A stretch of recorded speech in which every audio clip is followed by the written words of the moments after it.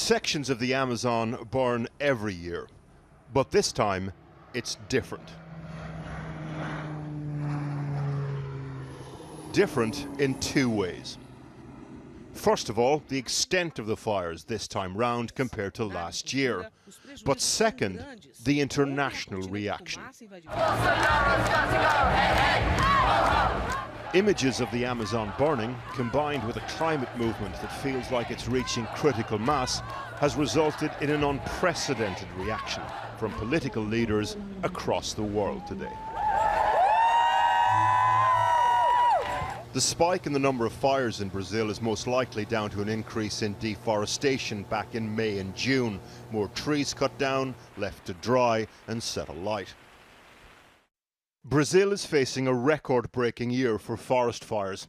They've spread across the region and are up by over 80% from last year, with 2 months of the fire season still to go.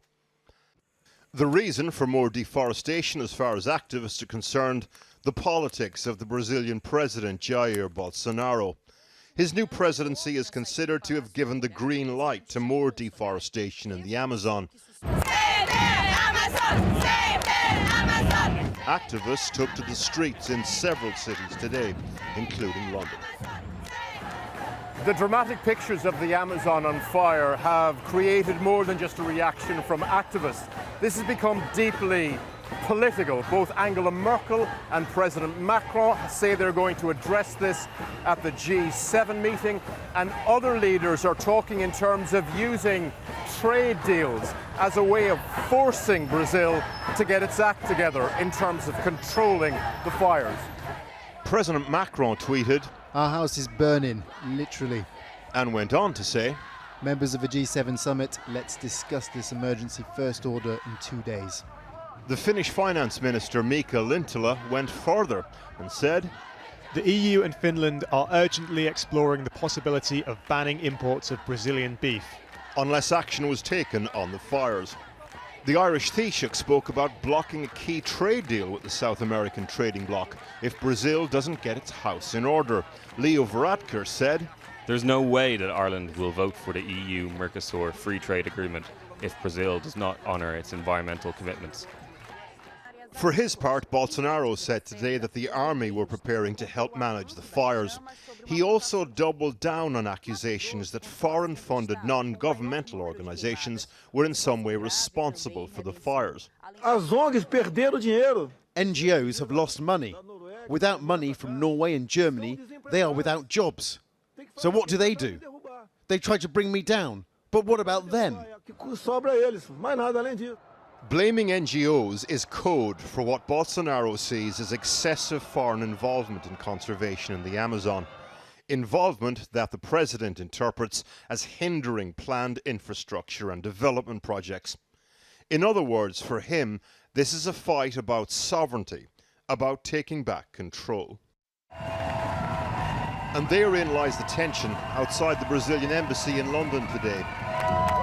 A Brazilian mother and daughter protesting against Bolsonaro, their way of asserting control. I'm descendant of indigenous. It's my family. I'm descendant of indigenous people. It's far away, but it's there and it's my blood. And I feel like I can't do anything and I'm hands tied. It is out of control. And I just wanted to come here to give my support, do something a little bit. And every little thing helps. One of the most striking things about reaction to the fires, the message from the streets and the message from some political leaders are starting to sound remarkably similar. Horace O'Brien with that report. Well, our Latin America correspondent Guillermo Galdos is in the Peruvian capital Lima, and he analyses the reaction from neighbouring countries and inside Brazil itself. These fires are not just a concern in Brazil, but across the continent. Here in Peru, the border state of Madre de Dios is reporting smoke coming in from Brazil. This is one of the most biodiverse places on Earth. And the dry season in the Amazon has only just begun, and usually it lasts until October. Climate activists are blaming Jair Bolsonaro's government and its policies, which favor development over conservation. But there has been some support on Twitter today from his own ministers. Foreign Minister Ernesto Araujo tweeted today that any attacks on Bolsonaro were savage and unfair, claiming the campaign was being waged because President Bolsonaro's government is rebuilding Brazil. Meanwhile, Felipe Martin, one of Bolsonaro's top advisors, hit out warning, stop spreading lies. Lying does not only harm the real efforts to protect our forests, but also compromise your prayers. God does not like liars. Across South America, some of Bolsonaro's counterparts are rallying together to help tackle the fire. On Thursday, Ecuador's President Lenin Moreno said he had spoken to Bolsonaro and would send brigades of specialists in forest fires and environmental research. Guillermo Galdos in Peru. Well, joining me now from Rio de Janeiro is Isabella Teixeira, who led Brazil's negotiations of the Paris Agreement on climate change in 2015 and is a former environment minister. And obviously, politically, you are opposed to President Bolsonaro. Do you think that this is the outside world's business or not? Hello. First of all, I'd like to thank you very much for the opportunity to dialogue and to try to illustrate what's happened today in Brazil. It's very important that Brazilian society is completely against what's happened today in not only the forest burning, but also in deforestation. This is an important value for our society to protect Amazonia. You cannot forget that during our colonization and development process, we destroyed Atlantic forests. Okay, so when the president likes to say that Brazil has a lot to teach to other countries, but Brazil has a lot to learn also with other countries, because our process and development, we are responsible to destroy the Atlantic forest more 9%. So the first thing to highlight here that protect Amazonia, protect our forests, protect the environment is a value, important value, not only for international community, but mainly for Brazilian society. Second, what's happened today in Brazil probably is a consequence of the new recommendation, the new orientation that the President Bolsonaro government established to manage or to deal with deforestation and environmental protection. Brazil, since 1998, has been establishing a huge strategy and public policies to tackle deforestation, illegal deforestation, and also to manage better fire in Amazonia and other biomes. And you have huge capacity along the 30 years developed to manage and to tackle, or to go against this.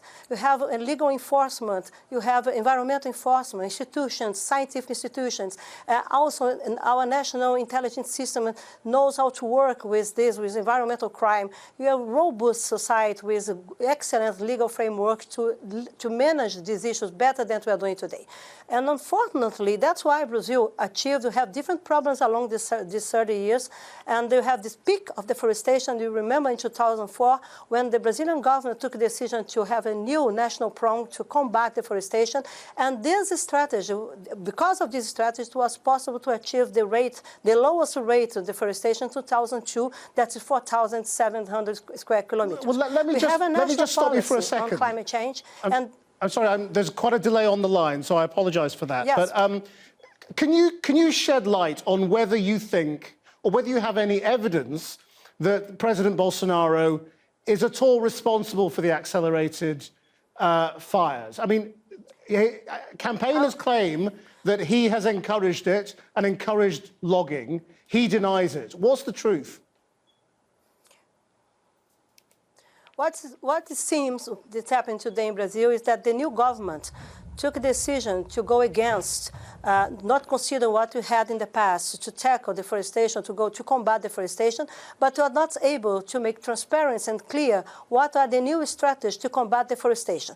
You have different news in Brazil showing that, unfortunately, the institutional framework on environmental institutions that was responsible to go against deforestation in Brazil, it was shut down, and the new arrangement was not made clear clear for the Brazilian society. You have also considered what Brazilian press is saying, that, for example, last week you have the farmers along a road that you call Road 163 in Amazonia. That's an important road that provoked deforestation.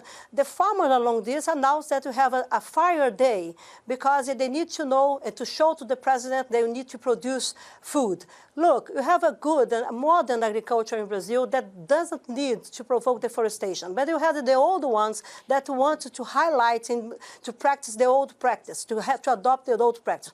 President Bolsonaro used to say, to have some announcements saying that environment protection is something that Brazil has to do, but Brazil, this is pressure for international community. He likes to ignore that Brazilian society wants the protection of Amazonia. He likes to highlight that this is something that is not a priority for his government. He likes to say that we are doing, but it's not made clear how we are doing. I'm sorry to cut you off, but we're going to have to leave it there. What I'd like to highlight here is that the president, I know he has political contradictions every day to say that he wants to support, to go against environmental legislation, against environmental institutions, against scientific institutions. We get the message. I'm sorry to cut you off, but we're going to have to leave it there. I don't know whether you can hear me, but thank you very much indeed, Isabella Teixeira, the former Environment Minister. I'm sorry to cut her off, but we've got to move on. Jackie. Well, back here now, and Downing Street said Prime Minister Boris Johnson was deeply concerned by the fires raging in the Amazon as he called for international action to protect rainforests. Mr Johnson is expected to push the issue further at this weekend's G7 summit in France. Well, our correspondent Fatima Manji is in Westminster tonight. Fatima. Yes, Jackie, the Prime Minister is preparing to join other world leaders at the G7 in France tomorrow. He has on a number of occasions said that the environment is going to be a political priority for this government, but it was the French President Emmanuel Macron who led calls for Brazil to be on the agenda, and Boris Johnson very much echoed those sentiments a little earlier. I passionately share the view of Emmanuel Macron about what's happening in Brazil. And one of the things I'm going to be raising at the G7 is the horrific loss of habitats and species around the world. We're going through an extinction.